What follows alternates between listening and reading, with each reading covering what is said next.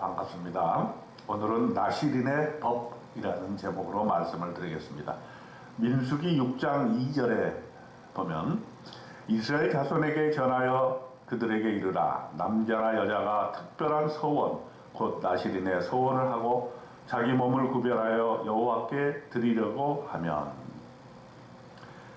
민수기 6장에는 그 나시린의 서원에 대해서 얘기를 하고 있습니다. 사실 우리가 이제 며칠 있으면 새해가 돌아옵니다. 새해 결심을 하게 되죠. 여러분과 저도 이제 한 해를 어떻게 살 것인가 하나님 앞에 결심하게 됩니다. 예를 들어서 올해는 새벽 기도회를 좀 시작해 보겠다. 또 올해는 말씀에 집중하여서 하나님의 말씀을 꼭 가까이 하고 말씀 전체를 다 읽는 한 해가 되었으면 좋겠다. 또 주일날을 잘 지키고 주일 성수하고 11조를 하나님께 올려드리겠다는 약속을 하나님 앞에서 하게 될 것입니다. 이렇게 구약에서도 나시린의 그러한 법이 있었던 것입니다. 이렇게 하나님 앞에 서원을 하게 될 것 같으면 몇 가지 지켜야 될 일이 있습니다. 첫째는 포도주와 독주를 멀리하며 포도주로 된 초나 독주로 된 초를 마시지 말며 포도즙도 마시지 말며 생포도나 건포도도 먹지 말아야 합니다. 자기 몸을 구별하는 모든 날 동안에는 포도나무 솟아는 씨나 껍질이라도 먹지 말아야 합니다. 이렇게 포도주와 독주를 멀리하는 것, 이것은 뭘 얘기합니까? 우리가 하나님 이외에 다른 것에 의존하는 것을 끊어버리는 것을 말합니다. 그것도 확실하게 끊는 것이죠. 포도주를 먹지 말되 그냥 포도도 먹지 않는 거예요. 사실 알코올 의존증에 걸리신 분들을 이렇게 보게 될 것 같으면 술 끊기가 그렇게 힘든 것이죠.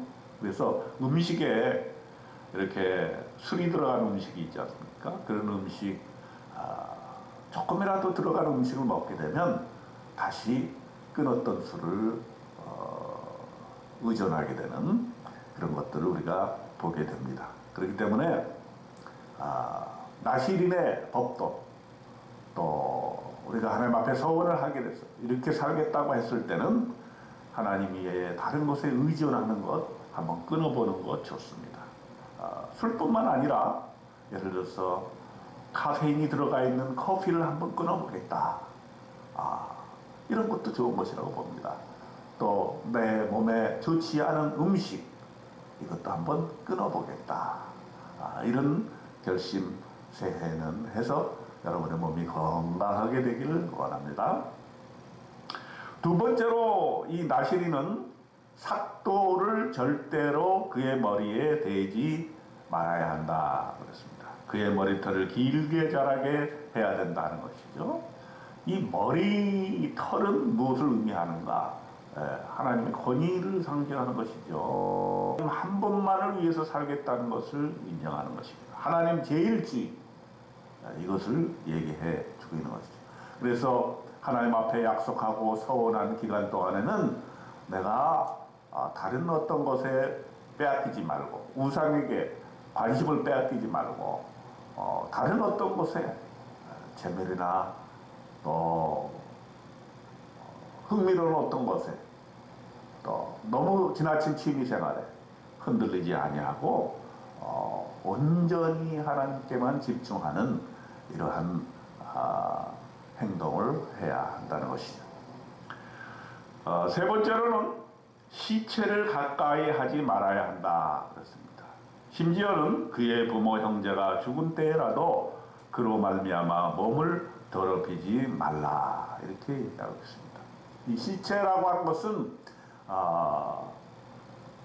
거룩하지 않은 것에 대한 상징적인 의미가 있다고 봅니다. 그래서 나시린들이 그를 구별해서 나시린의 서약을 하면서 살 동안에는 이렇게 시체와 같이 부정한 것, 더러운 것, 우리의 몸을 해치는 것, 우리의 환경을 해치는 것을 멀리 해야 될 필요가 있는 것입니다.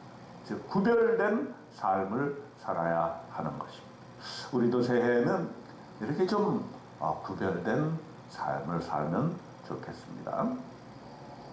그리고 더 나아가서 누가 갑자기 그의 곁에서 죽어서 더럽히면 머리를 밀 것이니 곧 일곱째 날에 밀 것이다. 예.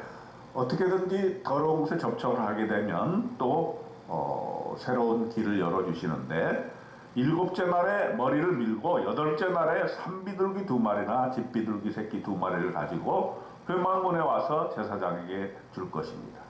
제사장은 하나를 속죄제물로 하나를 번제물로 드려서 성결하게 합니다.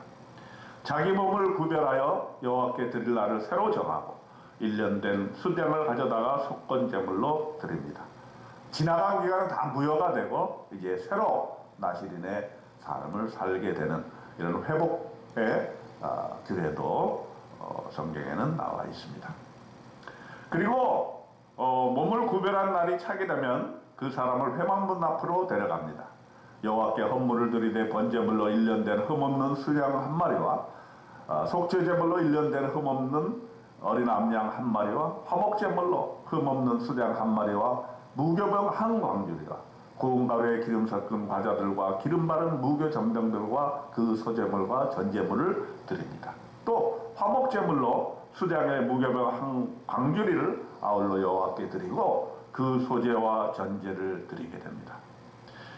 자기 몸을 구별한 나시리는 회막문에서 자기의 머리털을 밀고 그것을 화목제물 밑에 있는 불에 둡니다.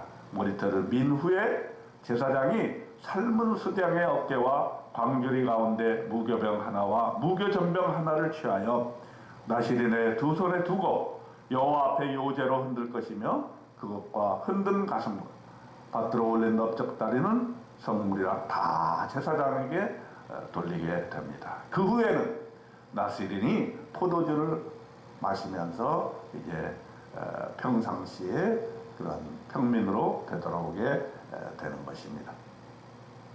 자, 이렇게 나시린의 법도 나시린의 서약 이런 것을 잘 지켜 행하게 되면 하나님으로부터 축복이 오게 되는데 하나님께서 민수기 6장 24절로 26절에 우리에게 주실 그 축복에 대해서 말씀하고 있습니다. 여호와는 내게 복을 주시고 너를 지키시기를 원하며 여호와는 그의 얼굴을 내게 비추사 은혜 베푸시기를 원하며 여호와는 그 얼굴을 네게로 향하여 드사 평강 주시기를 원하노라. 이렇게 민수기 6장에는 우리가 특별한 소원과 결심이 있을 때 하나님께 우리가 고하고 구별된 삶을 살게 되면 하나님께서 놀라운 축복을 우리에게 주신 새해 이런 축복이 여러분들에게 있기를 원합니다. 약속된 축복을 하나님께서 주십니다. 또 당신에게 당신의 가정에게 큰 복을 내려 주실 것입니다.